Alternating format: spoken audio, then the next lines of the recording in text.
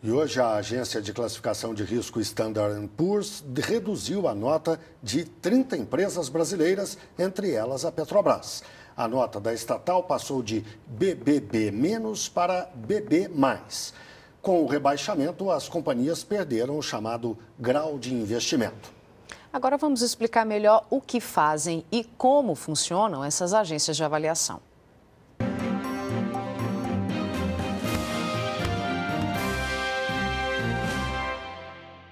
As agências de classificação de risco são empresas privadas.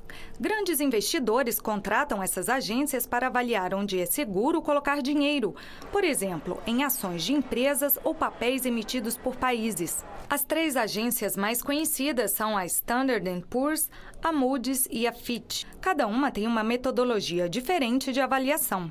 No caso dos países, existem critérios básicos para estabelecer a nota de risco. Por exemplo, o governo tem força política para aprovar projetos. Como está a economia? A moeda é forte? O país gasta mais que o previsto no orçamento?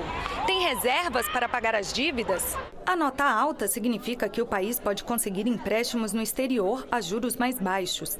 Também significa aumento do interesse de investidores externos. Mas condições semelhantes entre os países podem ser interpretadas de formas diferentes. Se a gente pudesse comparar, por exemplo, por que em outros países que têm problemas até piores relativamente ao Brasil, não tem uma dificuldade, um rebaixamento tão forte como o Brasil recebeu?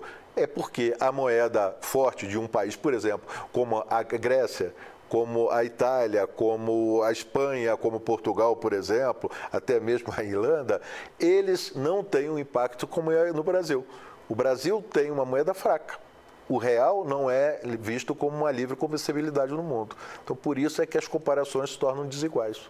E essas avaliações são confiáveis? A credibilidade que elas têm é relativa. Se a gente admitir que em 2007, 2008, quando houve a deflagração daquela crise de hipotecas norte-americanas, até então essas agências estavam considerando os papéis hipotecários como AAA, ou seja, a mesma classificação que era dada aos títulos do Tesouro norte-americano, que tem praticamente risco zero.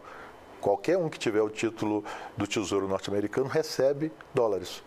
E quanto que alguém que tinha títulos hipotecários não receberam dólares. E o rebaixamento da nota do Brasil foi correto? Foi uma atuação precipitada da agência de classificação, a Standard & Poor's, porque mesmo que a questão fiscal é um problema muito sério, o Brasil tem reservas internacionais de mais de 300 bilhões de dólares. Então, se ele é um mal pagador, se tem sinais de que pode ser um mal pagador, com 300 bilhões de dólares, eu acho que ele não vai ter tanto problema para pagar suas dívidas.